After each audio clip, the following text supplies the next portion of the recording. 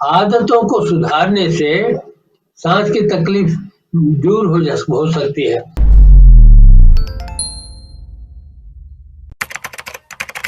नमस्कार, D5 channel Hindi देख रहे दर्शकों का मैं वंदना स्वागत करती हूँ। आज एक बार फिर हमारे साथ जुड़े हैं वरिष्ठ प्राकृतिक चिकित्सक डॉक्टर अरुण शर्मा जी। डॉक्टर अरुण शर्मा जी, आपका बहुत बहुत स्वागत है हमारे इस प्रोग्राम में। हमें भी बहुत खुशी है कि आपके दर्शकों से दोबारा मिलने के लिए। समय तो बहुत हो गया, लेकिन फिर भी अच्छा लगा। डॉक्टर अरुण शर्मा जी, आज हम बात करेंगे ब्रीदिंग प्रॉब्लम पर, यानी कि जो सांस की समस्या होती है उस पर आज हम बात करेंगे। तो ये समस्या होती क्यों है?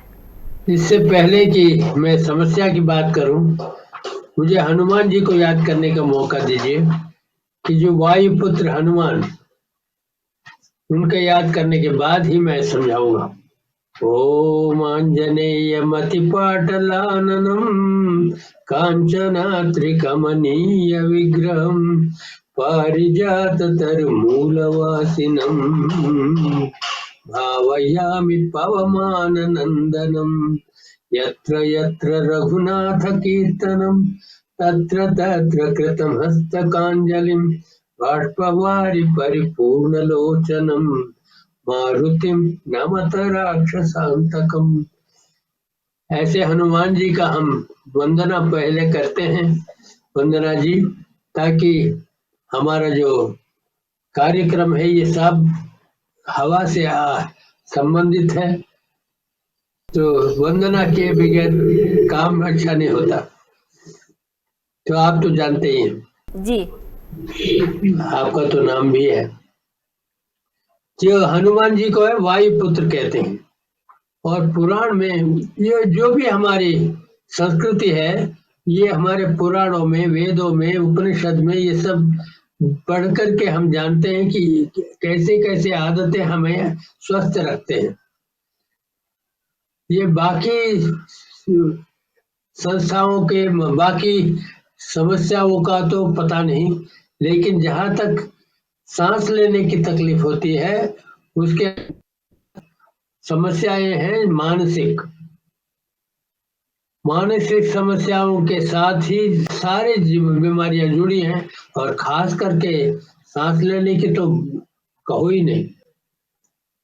कभी कोई डांट देते तो सांस रुक जाता है, कभी कोई आश्चर्य का कोई सीन देख लेते हैं कि आश्चर्यजनक हो तो सांस हमारा रुक जाता है, कोई ऐसे गिर जाते हैं, कोई चोट लग जाता है, एक से कुछ देर के लिए सांस रुक जाती है। ये सब जो है संबंधित, इसलिए हमें मालूम हो रहा है कि जितना हम मन को शांत रखें उतना सांस भी अच्छी तरह से चलेगा।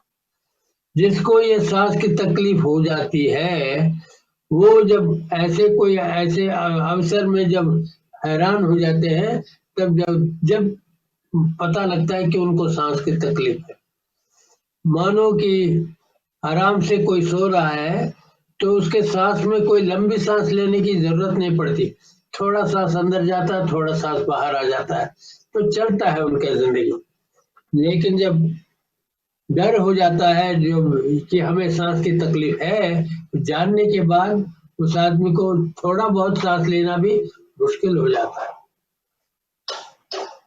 अब हम सांस लेने की जब तकलीफ हो जाती है उस वक्त क्या करना चाहिए? अब उससे पहले हमें ये कहना है कि क्यों हो जाती है। वो कारण जाने बगैर किसी समस्या का हल नहीं मिलता। एक तो कारण होता है, उसके बाद परिणाम होता है, और कारण को हटाए बगैर परिणाम को नहीं हटा सकते हैं। ये तो हर समस्या में यही सवाल होता है। और उसको कारण को बताने से पहले आपको जयपुर ले जाना चाहता हूँ। जयपुर में किसी ने आपने हवा महल देखा है? हवा महल तो ऐसा होता है कि बहुत सारे खिड़कियां दरवाजे होते हैं, जब हवा आता है पूरा महल में, एयर कंडीशन की जरूरत नहीं है, पंखा की जरूरत नहीं है, बहुत बढ़िया हवा आता है। ऐसे ही मैं जब कोलकाता में गया था वहां पर एक जैन हाउस देखा था, ये टाइम्स ऑफ इंडिया वालों का है। टाइम्स ऑफ इंडिया वालों का मकान था।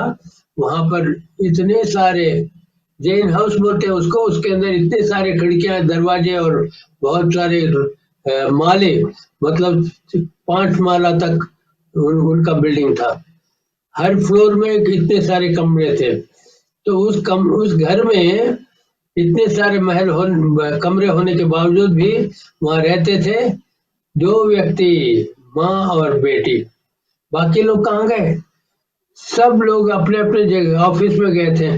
उनका तो ऑफिस है कहीं चेन्नई में था, कभी मदुरई में है, कोई दिल्ली में है, कोई मुंबई में है। ऐसे हर शहर में उनका ऑफिस था, टाइम्स ऑफ इंडिया का ऑफिस। उनके हर भाई जो है वो अलग अलग जगह में था। भाई का भी कमरा है, उसके भाई के बच्चों का कमरा है। ऐसे 3 पीढ़ियों का मकान था, वो सब लोगों का कमरा था वहां पर। लेकिन जब हम गए थे तो कोई भी नहीं था उसमें, 2 ही मकान, माँ बेटी एक परिवार का वहां रहते थे। लेकिन नौकर चाकर मेरे ख्याल 30 से कम नहीं थे वो, इतने सारे नौकर थे। क्योंकि बिल्डिंग को तो मेंटेन करना पड़ता है ना, उसकी देखभाल करना पड़ता है। मैं आपके सब्जेक्ट से बाहर नहीं जा रहा हूँ, अभी आ जाता हूँ सब्जेक्ट में। कि जब हर इतने सर्वेंट्स का क्या काम था, हर कमरे में जाके खोल करके हवा दे करके थोड़ी देर के लिए फिर कमरा बंद करना उनका काम था। कई कामों में वो एक काम था। कुछ लोग माली लोग थे, बगीचा का काम करते थे, कुछ और करते थे। तो एक दिन होली से पहले ये सारे आ गए फैमिली मीटिंग के लिए।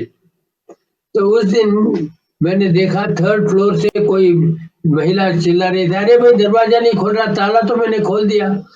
लेकिन नौकर कुछ लोग भाग के जा रहे थे वहां पर, वो धक्का लगा के उसको दरवाजे को खोला। अगर रोज खोलते होते, हर हफ्ता एक बार भी खोलते, तो ऐसी परिस्थिति नहीं होती। जाम हो गया था, क्योंकि काफी दिन नहीं खोलते हैं तो वो एक्सपेंड होता गर्मी से और जुड़ जाता, फिर खोलना मुश्किल हो जाता है। यही समस्या है हमारे फेफड़े का। ये क्या समस्या है कि लंबी सांस खींच के पूरे फेफड़े को फुलाने का आदत नहीं है हमें। थोड़ा थोड़ा सांस अंदर लेते हैं, थोड़ा बाहर निकालते हैं, इससे चलता है। अगर चलता है तो क्यों नहीं चलाएं? इसमें क्यों हमें प्राणायाम करने की क्या जरूरत है? ऐसे समझ के लोग करते नहीं।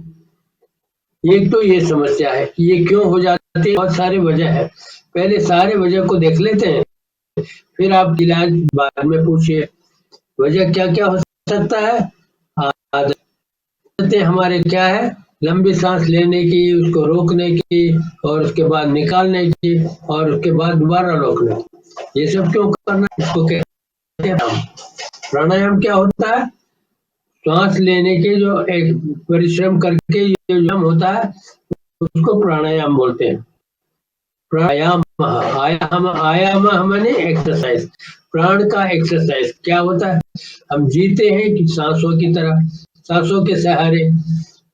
हमारे सांस जो है गिने चुने हैं, कहते हैं कि इतना ही सांस लेना है। जो मर जाता है उसको कहते हैं उसने अपनी आखिरी सांस ले ली। इसका मतलब जितनी बार गिनती दिया है उसने खत्म कर दिया, अब सांस नहीं बचा हुआ। इसका मतलब क्या है?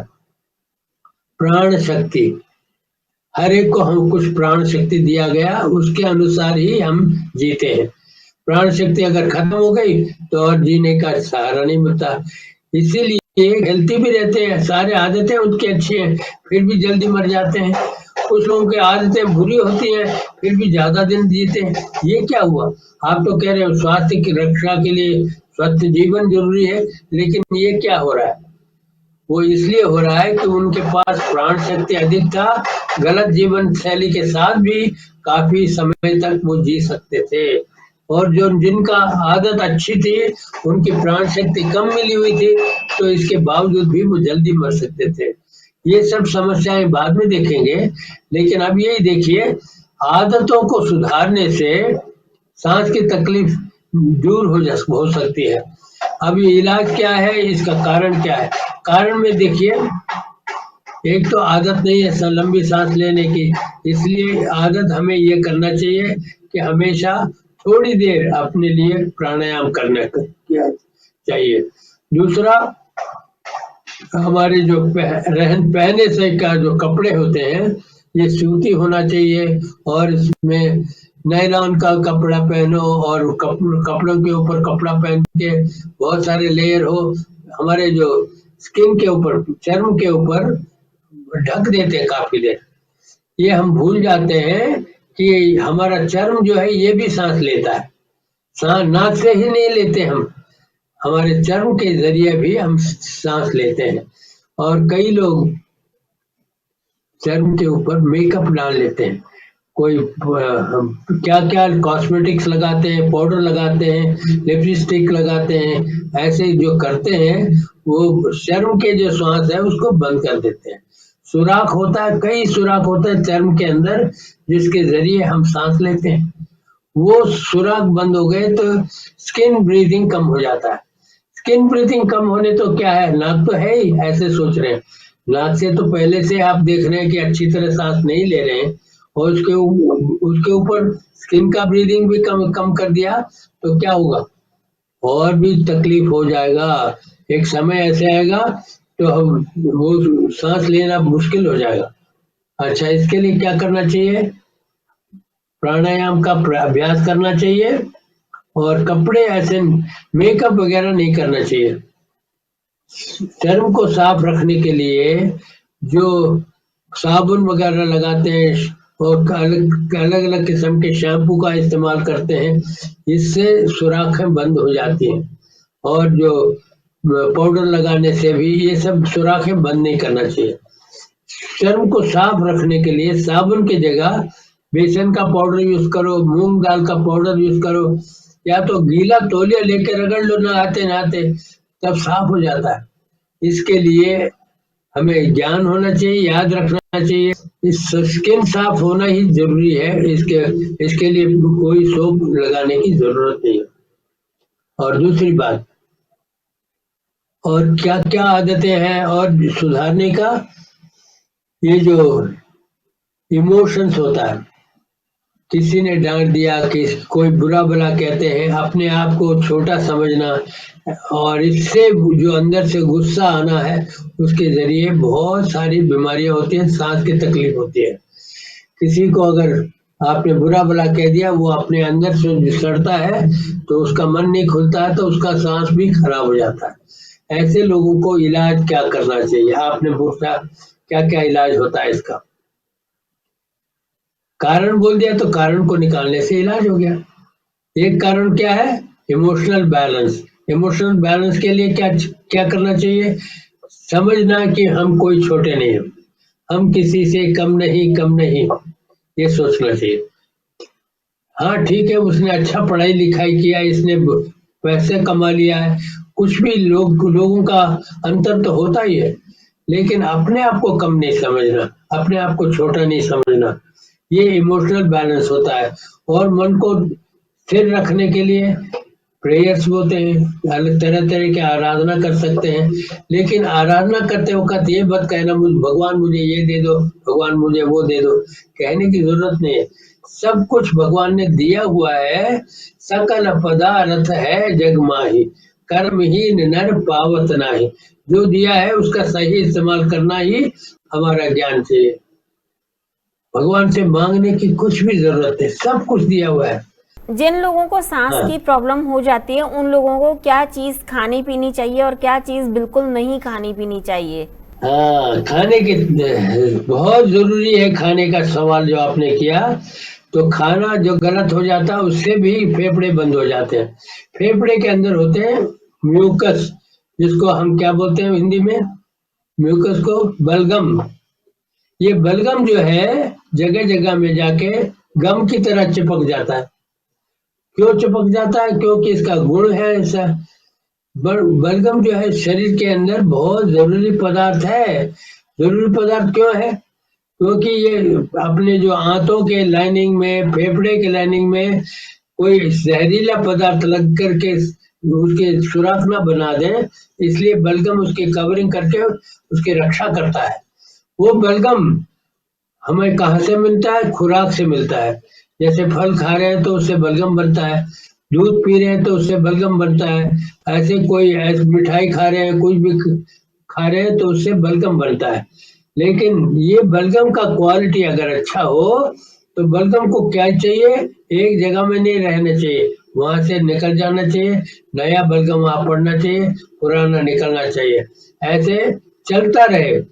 बलगम एक जगह में ना हो, चलता रहे तो स्वास्थ्य अच्छा रहता है, क्योंकि वही बलगम वहां रहे तो सड़ जाता है, सूख जाता है, सुराखें बंद हो जाती हैं। सुराखें बंद ना हो, बलगम पतला हो और अच्छा क्वालिटी का बलगम हो तो सांस लेने की तकलीफ नहीं होगी। बलगम खराब हो जाता है इसलिए हो जाता है ऐसा। अब खुराक ऐसे, कौन सा खुराक खराब बलगम बनाता है? दूध और हल्दी मिला के लोग पीते हैं, और दूध में मलाई डाल के खूब पका हुआ दूध पीते हैं लोग। इससे क्या होता है? बहुत खराब तरह के बलगम बनते हैं और इससे काफी दिन तक तकलीफ होती रहती है। अच्छा बलगम किससे बनेगा? सिर्फ फल खाने से। अचार खाते हैं, नमक और खटाई मिला के खाते हैं, खूब मसाला तेज कर यार, फल का वो कहते हैं फलों का चाट खाते हैं, फ्रूट चाट खाते हो का, उसको कहता है नींबू तेज करो, मसाला तेज करो, फिर इससे क्या था? खूब खराब बलगम बनेगा। अरे हमने तो फ्रूट खाया। अरे तुमने फ्रूट क्या खाया? मसाला खाया। मसाला साला खराब कर देता है हमें, उसको हटाओ। तो ऐसे कई गलतियां हम खुराक में करते हैं। एक तो एसिड वाला खाना ज्यादा नहीं खाना चाहिए। अल्कलाइन फूड किसको कहते हैं? क्षार पदार्थ। क्षार पदार्थ कहाँ से मिलता है? खीरा से, जितने घिया से, जितने भी सब्जियां होते हैं सब क्षार पदार्थ देते हैं। और बाकी लेकिन खराब बलगम नहीं बनेगा। पहचान करें कि बलगम खराब है या सही है? वो चिपक जाता है, पीला होता है। वो कोई बात नहीं, चलने दो। कैसे पहचान करें कि बलगम खराब है या सही है? जैसे कभी खांसी होती है तो थूक लेते हैं तो उसमें देखते हैं पीला और मोटा, वो ऐसे देखते ही पता लगता है अरे इतना हार्ड बलगम आया है, वो खराब है। कभी कभी पतला बलगम आता है और सफेद होता है, वो ठीक है, अच्छा बलगम है। बलगम तो जरूरी पदार्थ है शरीर में। कफ पित्त वायु, ऐसे 3 पदार्थ बोला है, सारी शरीर यही इन्हीं चीजों से बना है। लेकिन इसमें कफ जो है वो जरूरी पदार्थ है, लेकिन अच्छा क्वालिटी का बने तो खराब कोई तकलीफ नहीं है।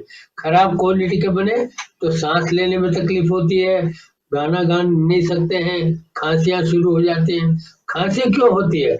क्योंकि रास्ता जो सांस लेने के रास्ता है वो बंद है, और सांस लेने के द्वार जो है सब बंद हो जाते हैं, इसलिए खांसना पड़ता है। खांसी जो है वो अच्छा है, बलगम को निकाल रहा है।